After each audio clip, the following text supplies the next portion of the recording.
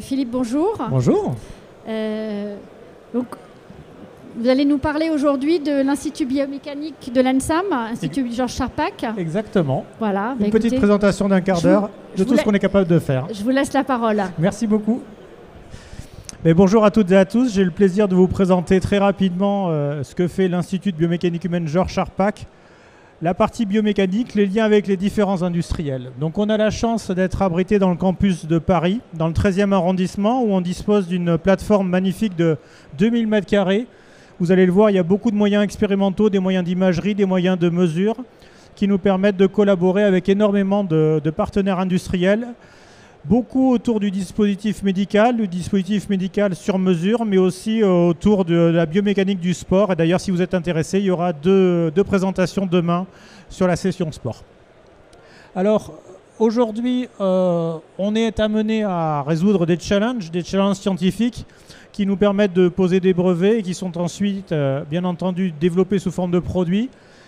Les challenges qui sont les nôtres sont la caractérisation des matériaux biologiques pour faire des substituts quand malheureusement un de vos organes ne fonctionne plus. Mais voilà, comment on peut faire pour pouvoir le réparer. Et pour ça, on a besoin de modèles, un petit peu comme on fait dans l'aviation, dans l'automobile. Comment on fait un modèle personnalisé? Nous, on appelle ça des modèles musculo-squelettiques. Ce sont des modèles qui contiennent les muscles, les os et le contrôle moteur. Aujourd'hui, tout ça a pour but, bien entendu, d'être transféré vers l'industrie. Quelle que soit l'industrie, comme je l'ai dit, ça peut être l'industrie du dispositif médical comme l'industrie sportive. Et ça permet aussi de générer d'énormes bases de données, en particulier pour toutes les applications qui sont basées sur l'intelligence artificielle. Alors, on va regarder un tout petit peu tout ce qu'on fait. Grosso modo, on est organisé autour de 3 grosses thématiques. Ce qu'on va appeler la modélisation géométrique et mécanique, parce que si on se ressemble tous, on est très différents les uns des autres. Et comment on reconstruit le modèle de la géométrie à partir de l'imagerie médicale. La deuxième partie, c'est tout ce qu'on appelle l'exploration fonctionnelle, comment on enregistre le mouvement pour pouvoir l'optimiser, l'adapter.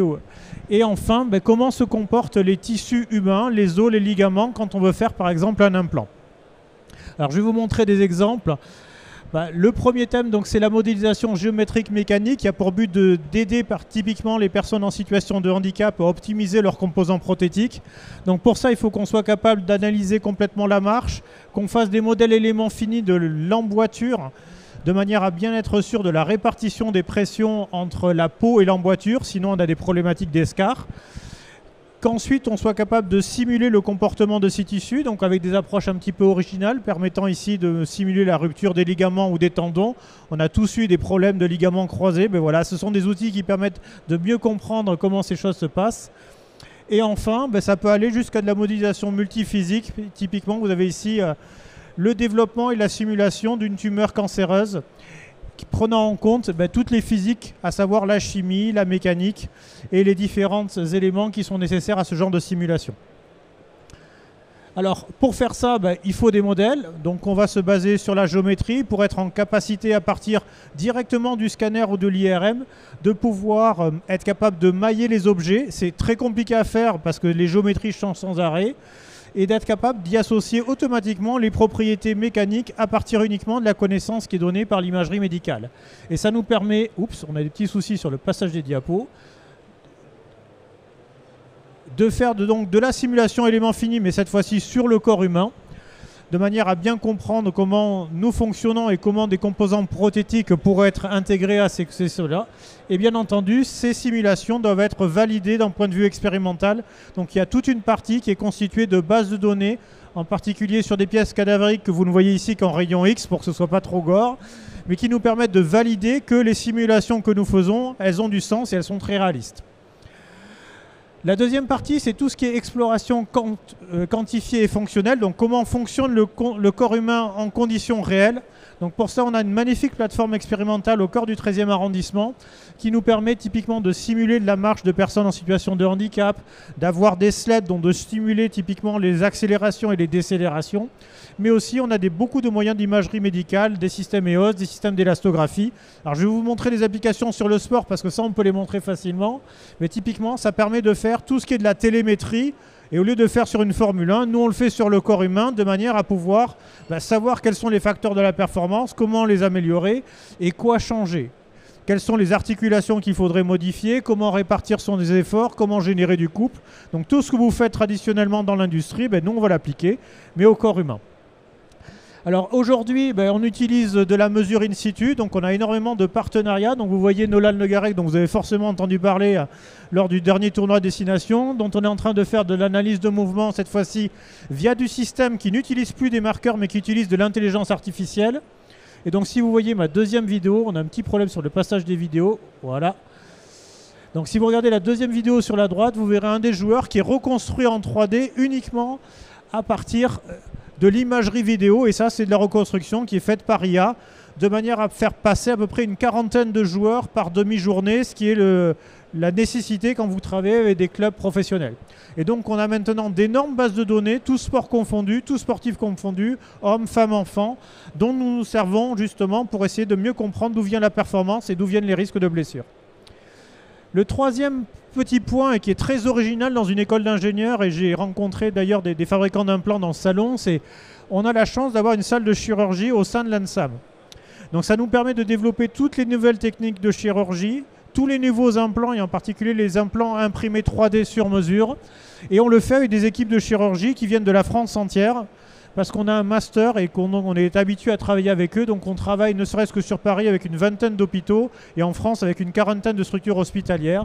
Et donc ça nous permet de réaliser de la simulation de chirurgie. Alors je vais vous le montrer sur du cochon pour qu'il n'y ait pas de problème. Donc vous avez ici par exemple des essais de rupture sur des artères carotides et les nouvelles technologies avec des substituts qui sont issus de l'impression 3D, donc à partir de l'imagerie médicale et qui sont faits sur mesure. Et donc on est capable de tester comment se comporte un implant, par exemple un substitut impression 3D, et de le comparer avec de la simulation élément fini pour aider les chirurgiens et les équipes qui développent ces produits à les mettre au point. Donc on a toutes les certifications, bien entendu, associées à ces essais très particuliers. Donc vous le voyez, l'idée chez nous, c'est de maintenir une recherche très translationnelle qui va des études cliniques, la supplémentation du handicap, et on l'a vu, la partie sport et activité physique, dans un continuum qui va de l'enseignement à la recherche au transfert industriel. Donc on collabore peut-être avec une 60aine de structures industrielles chaque année, ce qui est énorme. Et c'est hyper enrichissant pour nos étudiants, mais aussi pour nos partenaires, parce qu'ils sont toujours sûrs d'avoir les derniers produits et les dernières avancées technologiques. Donc, pour finir, donc on a un énorme thème sur tout ce qui est études cliniques, qui va de la caractérisation des matériaux biologiques, que ce soit in vitro ou in vivo, la modélisation numérique, la collaboration avec les industries, la collaboration avec la clinique, comme je l'ai dit, une 60aine de collaborations, et une formation par la recherche où on est capable d'accompagner aussi en formation continue les industriels qui voudraient se remettre à jour sur toutes les avancées que l'on peut trouver sur ces domaines. Et enfin, toute la partie supplémentation du handicap, comme vous l'avez vu, qui nous permet de, par exemple, tester tout ce qui est la consommation énergétique des personnes en situation de handicap, qui utilisent aujourd'hui des prothèses robotisées, qui utilisent énormément l'intelligence artificielle pour détecter la phase de pas et adapter le comportement de la prothèse. Tout ce qui est l'adaptation des fauteuils roulants, qu'ils soient motorisés ou non. Et tout ce qui est exosquelette. D'ailleurs, vous avez une démonstration d'un des exosquelettes sur lesquels on travaille, qui est réalisé par nos collègues du CEA, et qui est sur un des stands qui est juste à côté. Donc n'hésitez pas à aller les voir. C'est nous qui faisons la partie analyse biomécanique de ce système-là. Et enfin, pour la partie sport, puisque c'est l'année des JO, une collaboration énorme avec toutes les fédérations, mais aussi avec l'INSEP. Donc on a des stands en commun.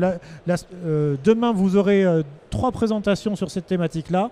Donc que ce soit avec des fédérations, cette année c'est avec le tennis, la gym, l'aviron et le cyclisme, et avec des clubs pro, comme par exemple aujourd'hui des clubs de rugby. Vous aurez des démonstrations donc demain avec le Racing, le Stade Français.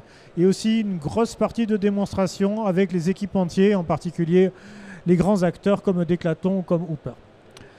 Voilà. Le gros projet l'année prochaine, c'est l'utilisation d'une magnifique plateforme chez un de nos partenaires, l'USPN, puisqu'on va avoir un nouveau gymnaste instrumenté au nord de Paris, dans le 93, qui va nous permettre de pouvoir tester en live et en direct tous les développements et les recherches magnifiques qui sont faites dans ce bel institut. Mais écoutez, merci beaucoup pour votre attention. N'hésitez pas à aller revoir le site des Arts et Métiers qui représente toutes ces fonctionnalités-là. Merci à vous.